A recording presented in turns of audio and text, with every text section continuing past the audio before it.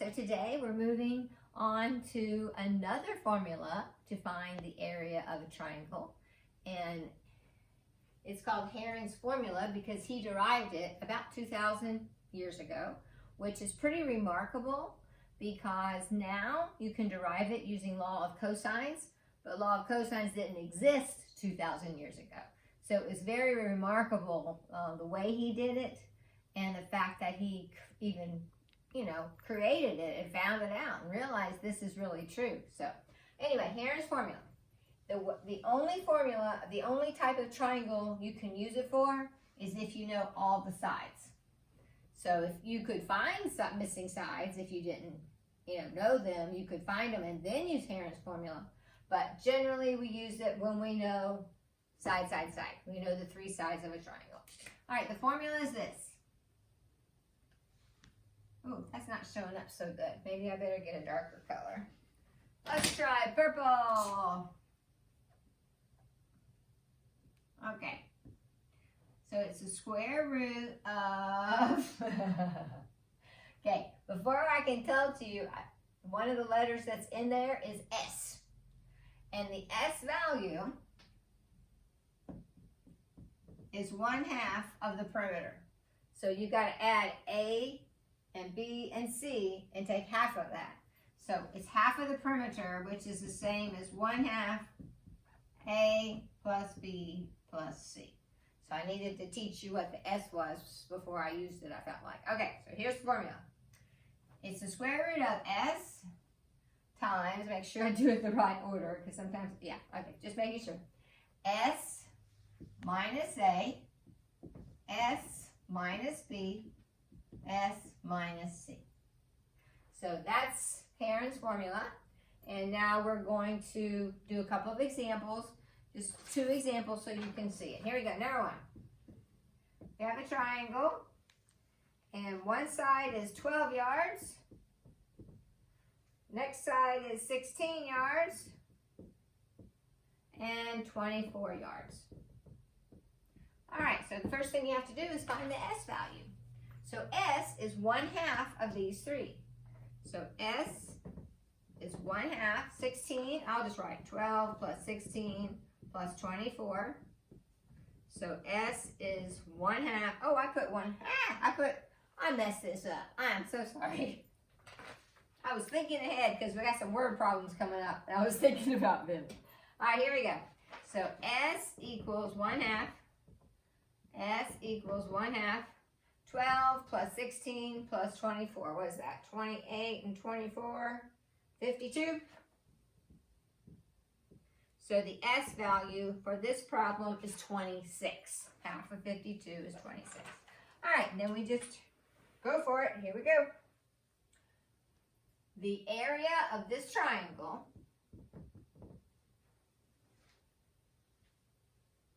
okay, I'm going to write it all out so you see it, is S times S minus A, we'll say A is 12, times 26 minus B, 16, times 26 minus 24. Square root of all of that. So 26 minus 12 would be 14. 26 minus 16 would be 10. 26 minus 24 would be 2. So the area is, okay, if you multiply all of these, I've got 7,280. Alrighty, and then on your book is having you round to the nearest whole number. So this is approximately, that's the real number. I mean, that's the actual answer. But if you round it to the nearest whole number, it's 85.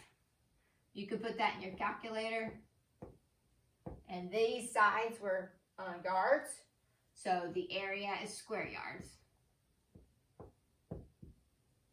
Okay? So it's a pretty easy formula, but we'll do one more just to make sure you got this. All right, number 2. All right, we've got 6 meters, 18 meters, and 16 meters. Okay, so again, the first thing you have to do is find the S value. So S is 1/2 the perimeter. So 6 plus 16 plus 18, okay? All right, 6 plus 16 is 22, plus 18 would be what, 30, 40? Yeah. So the S value is 20. All right, now to find the area of this triangle right here, it's the square root of 20 times 20 minus 6 times 20 minus 16 and 20 minus 18. All right, so here we go. The square root of 20 times 14, 4, and 2. That's an 18, sorry. Okay, it's been a long time since I taught off a board. I got spoiled by that good old document camera. Alrighty, and if you'll put this in your calculator, the real honest to goodness answer would be the square root of 2,240. So that's the actual answer. But again, your book is rounding to the nearest whole number, so if you take the square root of that, it's approximately 47 square meters. Okay, so that would be the actual answer. Okay? All right, so that's the first half of the lesson. The second half of the lesson is about some real-world applications. So we're going to cut the video for just a quick second, and then we will, I'm going to write those word problems up, and we'll be back in just a few minutes.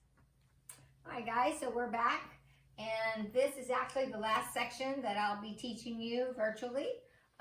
If you get on Edgenuity next week, well, actually the end of this week, you'll be on Edgenuity, or maybe this weekend you can get started. And if you feel like you're not understanding something, you're welcome to call me, or I can do some videos on it. So whatever. But this is the kind of the ending of what I have to teach you before we start Edgenuity. And it's applications of law of cosines. All right, you've had problems like this before, but we always create a right triangle.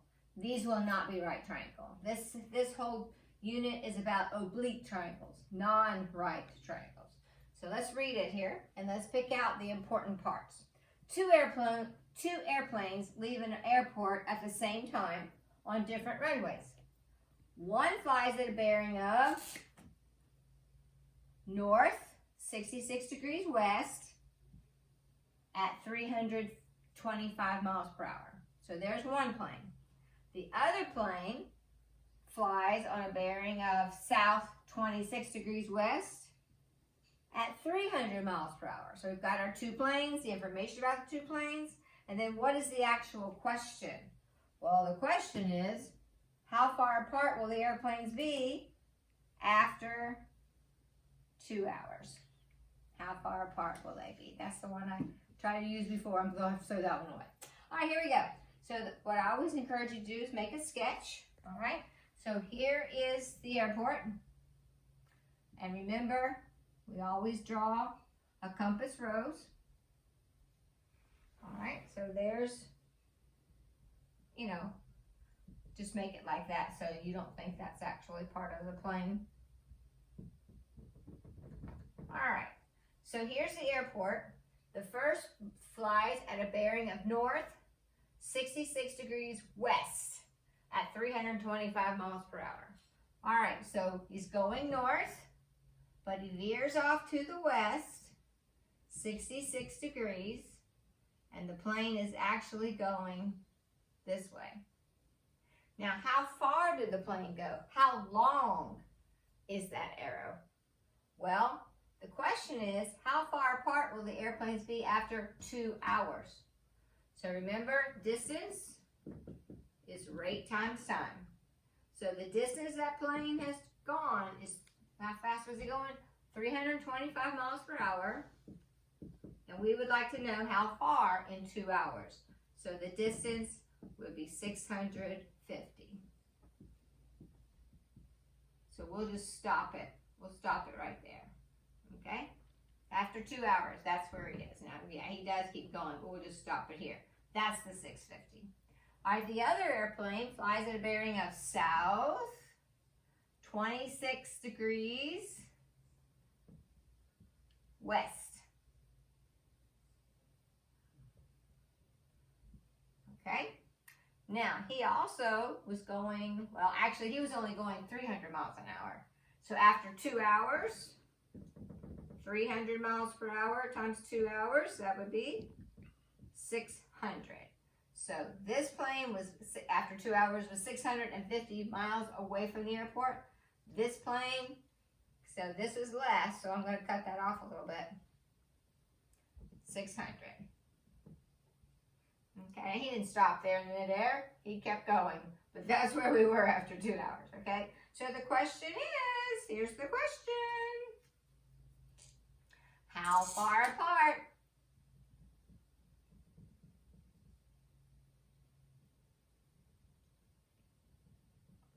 Okay, how far apart are these two planes? So we'll call that X. That's what we're looking for. Now, the problems that we had in the past were right triangles. Is that a right triangle? No, don't think so.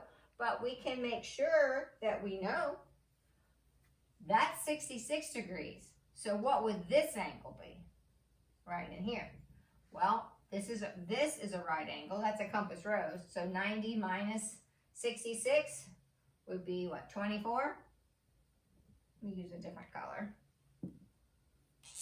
So that would be 24. And then this was 26 degrees. So 90 minus 26 for this angle will be what? 64?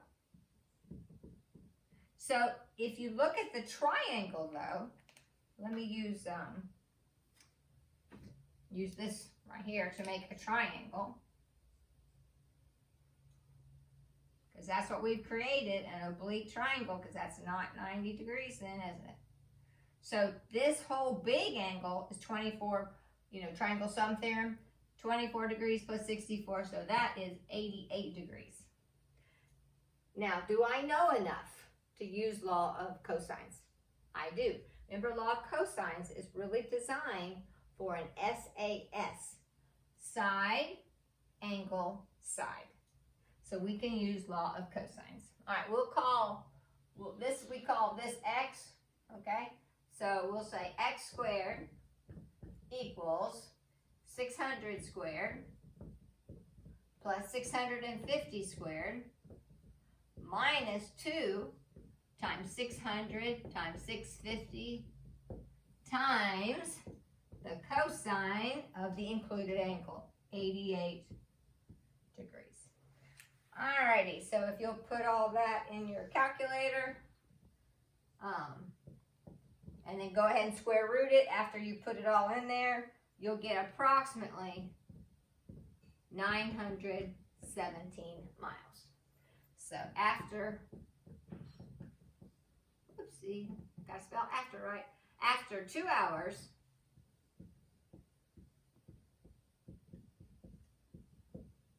the airplanes, and this is rounded, so is about 900, oh, I said that wrong. It's not 900, it's 869. I'm sorry, I was looking at the next problem.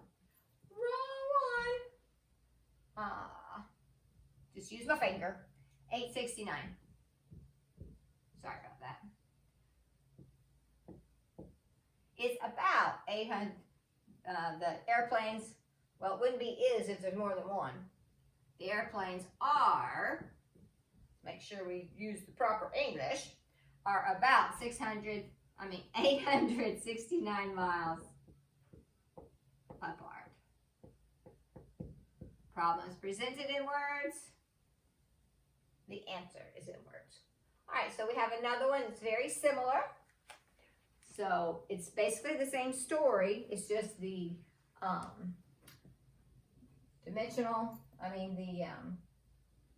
I'm sorry. Some bears just came on TV and they were eating some birds and it scared me. So I'm gonna look at that. All right, here we go. So the one flies directly north, so that's important, and it's at 400 miles per hour.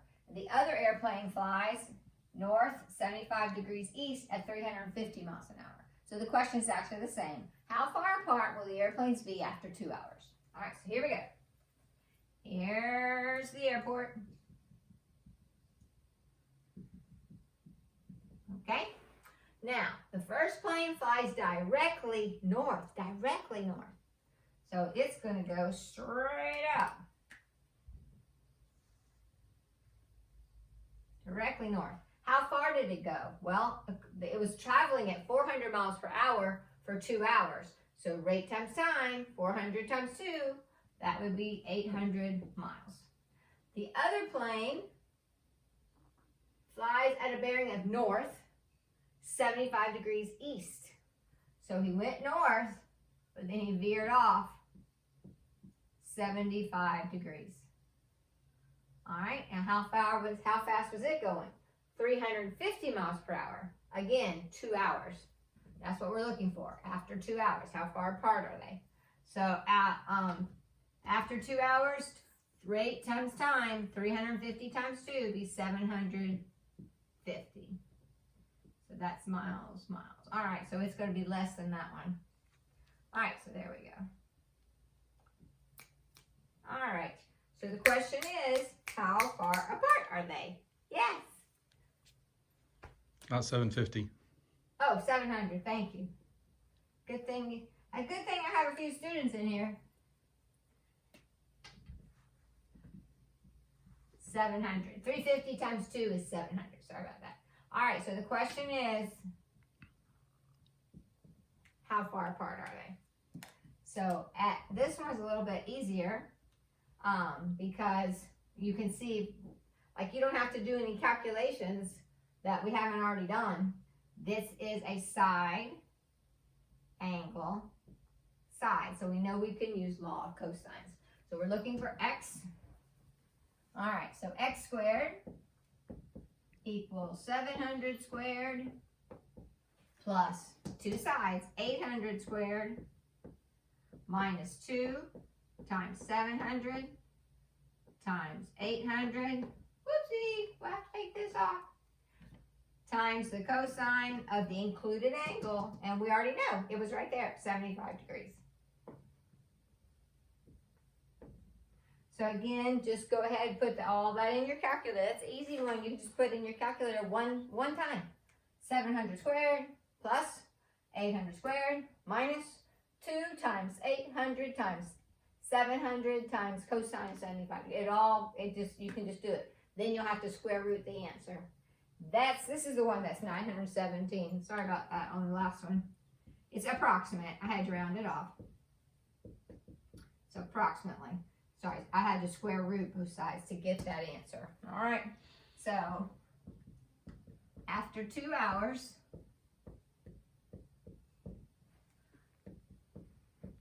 the airplanes are about, because I rounded it off, so I'm going to say about or approximately 917 miles. So that's my answer. Okay? All right, guys, so that actually concludes the videos that I needed to give you to get you to this point. And now, after you do this work, and we'll have a little quiz this end of the week, you'll be full-time on Edgenuity. So don't forget to call me if you need any help. And you'll be earning grades each week. You'll earn quiz grades and assignment grades. Make sure you watch the video. I've already had some people call me and ask me questions. I'm like, it was on the video. So make sure you watch the video on Edgenuity. You know, understand the material by watching it, taking some notes or whatever, and then do those assignments. And then when you feel comfortable, take those quizzes on there. And you will be earning those grades. So whatever you get, and you actually have 2 chances on your quizzes. So you'll be able to take it one time, and if you don't feel comfortable with your grade, you can actually take it again. But you only got 2 chances, so make sure you're ready the second time. But feel free to use your notes too. All right, guys, hope you have a great day. Bye.